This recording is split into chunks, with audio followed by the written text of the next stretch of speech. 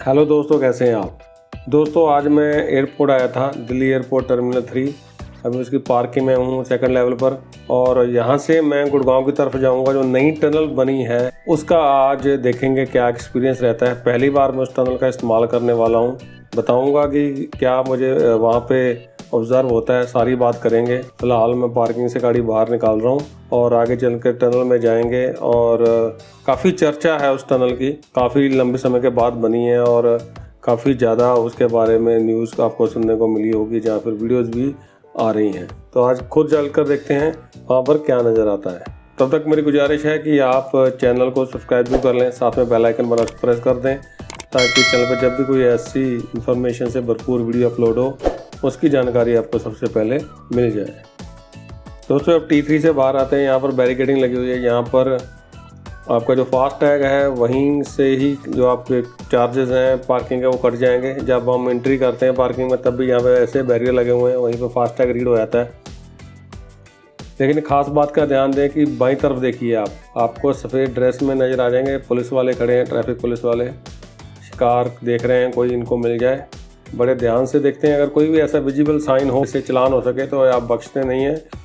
इसलिए जब भी आप पार्किंग से निकलें तो अपने अच्छे से सीट बेल्ट वगैरह लगाकर ही निकलें, नहीं तो ये आपको पकड़ लेंगे। तो ये वीडियो पूरा अनकट रहेगा, थोड़ा फास्ट फॉरवर्ड बीच में मैं कर लूँगा ताकि आपको पूरा अंदाज़ा हो सके कि कितना टाइम लगता है टर्मिनल 3 से निकलकर। इसमें बिजी आवर है और 8:30 बजे का टाइम है, तो इस समय कितना टाइम लगेगा, पहले कितना लगता है मैं आपको वो भी बताऊँगा। तो आगे चलकर देखते हैं।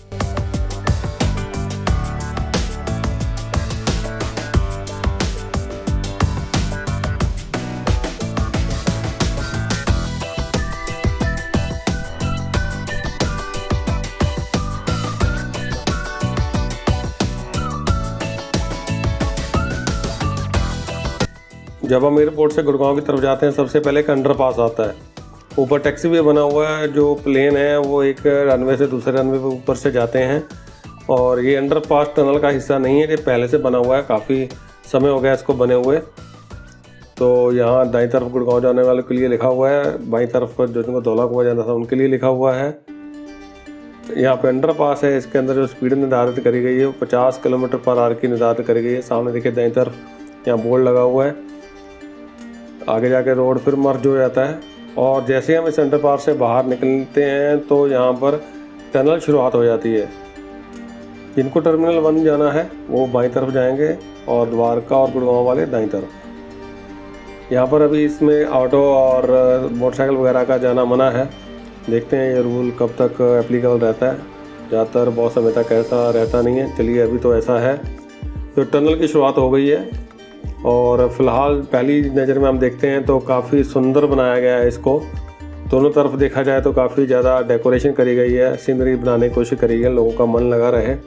दोस्तों टनल में जो स्पीड लिमिट है, एक लेन जो दाईं तरफ वाली है उसकी 60 किलोमीटर/आवर है और जो जिसमें हम जा रहे हैं उसकी 80 किलोमीटर/आवर है। टनल सीधी नहीं है, बीच में मोड़ हैं और अक्सर ऐसे बंद रास्तों के ऊपर लोगों की जब मोड़ आता है तो जजमेंट थोड़ी बिगड़ जाती है। जो अच्छा ड्राइवर नहीं है तो 80 की स्पीड यहाँ पे रखना मेरे ख्याल से थोड़ा ज़्यादा है। चाहे टनल बहुत अच्छी बनी हुई है लेकिन स्पीड को थोड़ा कम कर लेना चाहिए। तो मैक्सिमम 50-60 की ही रखना चाहिए, 60 की ठीक है और साथ वाले लेन की 50 की जा सकती है। तो लाइटिंग वगैरह बढ़िया कर रखी है, ऊपर एग्जॉस्ट भी अच्छे लगे हुए हैं। टनल में जो लगती है टरबाइन वो लगी हुई है ताकि सर्कुलेशन बनी रहे। ये टनल्स में बहुत ज़रूरी होता है, नहीं तो सफोकेशन हो जाती है। जब गाड़ियाँ बहुत ज़्यादा आती हैं धुआं इकट्ठा होना शुरू हो जाता है टनल के अंदर, तो उसके लिए जो ऊपर टरबाइंस नज़र आ रही हैं वो लगी हुई हैं। द्वारका जाने वाला बोर्ड अभी शायद उसके ऊपर काली पन्नी डाल रखी है, पता नहीं क्यों, हो सकता है वो बंद हो। लेकिन बाईं तरफ गुड़गांव जाएगा तो वो लिखा हुआ है। यहाँ पे देखिए बीच में दाईं तरफ एक यू टर्न के लिए भी आया हुआ है, लेकिन वहाँ बैरियर लगा हुआ है। आप ऐसा नहीं कि मनमर्जी से यू टर्न ले सकते हैं, आप वहाँ रुकना पड़ेगा आपको और कोई ना कोई यहाँ पे बैरियर खोलेगा, पता नहीं अपने आप खोलेगा, फिर आप यू टर्न ले पाएंगे।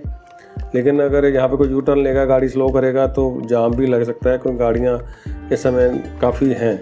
आगे फिर यू टर्न आता है एक बना हुआ, बाईं तरफ मार्किंग करी हुई है, आप गुड़गांव जा सकते हैं। जो द्वारका वाली है दाईं तरफ उसको कवर किया है तिरपाल के साथ, शायद वो अभी खुली नहीं है। तो हमें गुड़गांव जाना है, कोई चिंता नहीं है। यहाँ पे टनल ये बट जाती है, बाईं तरफ गुड़गांव जाने वालों के लिए है और दाईं तरफ अगर किसी को द्वारका जाना हो। अभी शायद वो चालू नहीं है। यहाँ पर आगे आकर जो टनल है ये मर्ज हो जाती है। जो पीछे लोग द्वारका से आते हैं सीधा, जिनको गुड़गांव जाना है, यहाँ पे दोनों टनल मर्ज हो रही हैं। दोनों तरफ देख सकते हैं थोड़ी एक्स्ट्रा जगह दी हुई है।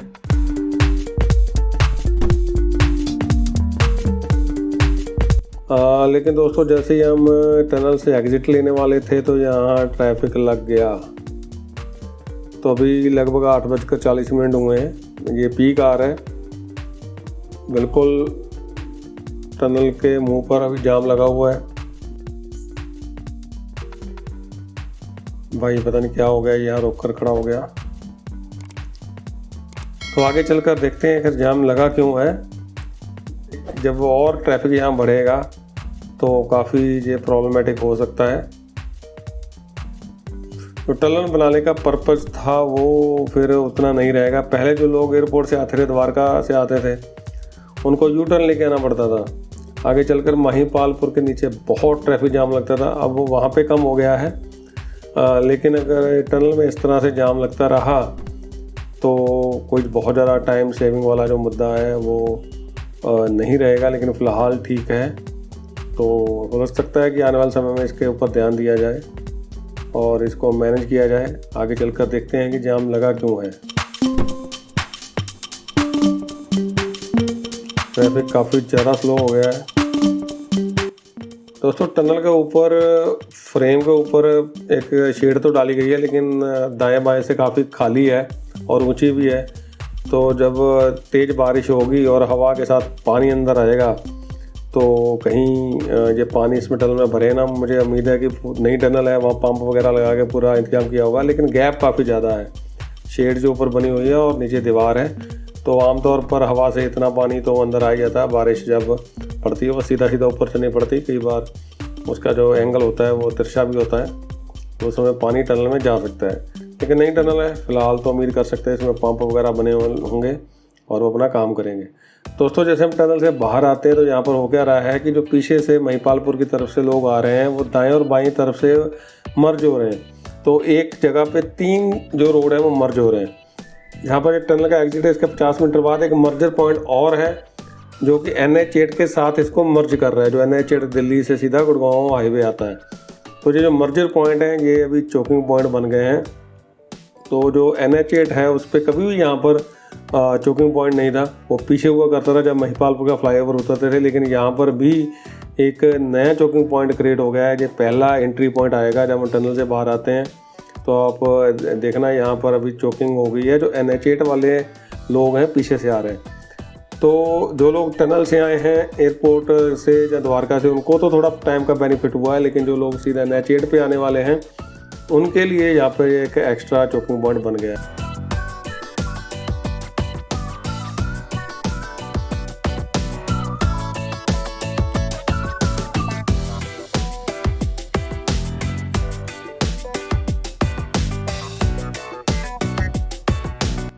यहाँ पे देखिए लोग एंट्री कर रहे हैं, एग्जिट ले रहे हैं। एक तरह से चौराहा ही बन गया कह लीजिए। कुछ लोग सीधे चले गए हैं। अभी हम NH8 पर आ चुके हैं जो हाईवे है पुराना। लेकिन यहाँ पर भी ट्रैफिक रेंग रहा है। लगता है कि एक नया चोकिंग पॉइंट और बन गया आगे। यहाँ पर मैं काफ़ी सालों से ट्रैवल कर रहा हूँ, कभी भी यहाँ पर चोकिंग पॉइंट नहीं हुआ करता था। गाड़ियाँ एक बार महिपालपुर से निकली तो आप 70, 80, 60, 70 की जो भी टॉप स्पीड है वो मेंटेन कर सकते थे। लेकिन अभी नहीं, ऐसा नहीं है। काफ़ी ज़्यादा यहाँ पे ट्रैफिक लग रहा है और ये बिल्कुल पीक टाइम है। 8:45 का टाइम हो चुका है। सभी जिनको ऑफिस जाना है, 9 बजे ऑफिस पहुँचना है, तो इसी समय यहाँ पर आकर इकट्ठे होंगे। कुछ गाड़ियाँ सीधी जा रही हैं तो यहाँ पर ट्रैफिक क्यों लग गया है आगे जाकर समझ में आएगा। कभी भी पहले यहाँ पे ट्रैफिक नहीं लगता था, ट्रैफिक पीछे लगता था। तो ये जो ट्रैफिक जैम है ये कह सकते हैं कि जो NH8 पर आने वाले हैं उनके लिए 3-4 किलोमीटर का जाम और बढ़ गया है। लेकिन जो लोग द्वारका से आ रहे हैं जहाँ फिर एयरपोर्ट से आएंगे उनके लिए थोड़ा इससे राहत जरूर मिलेगी। यार जोकरी वाला एग्ज़िट है।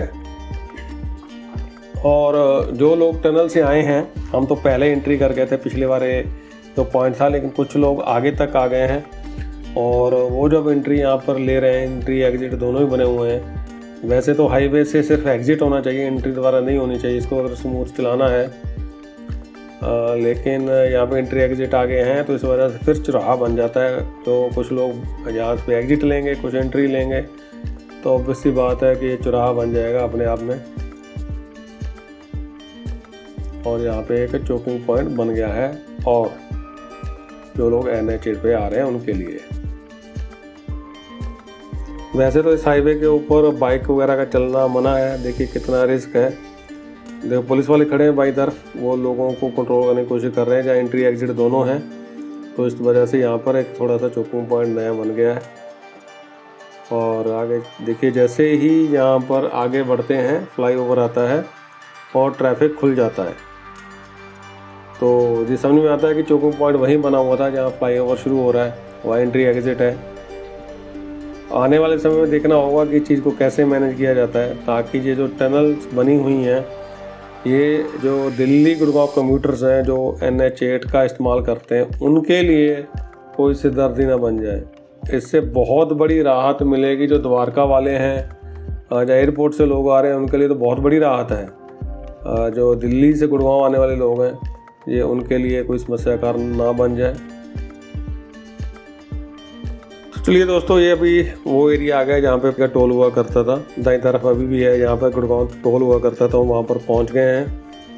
यहाँ से लेकर जो एयरपोर्ट की दूरी है लगभग 8 किलोमीटर की है और हमें लगभग 27-28 मिनट लगे हैं यहाँ पर आने के लिए, टनल्स बनने के बावजूद। अगर टनल्स नहीं होती तो हो सकता था यही 50 मिनट लग जाता, चाहे 1 घंटा भी लग सकता था। और लेकिन हाईवे के ऊपर जो हमें जाम मिला है उससे थोड़ा टाइम एक्स्ट्रा लग गया। तो दोस्तों, आपको ये पूरा वीडियो कैसा लगा, इसकी जो फीडबैक है आप कमेंट बॉक्स में लिखकर जरूर शेयर करें।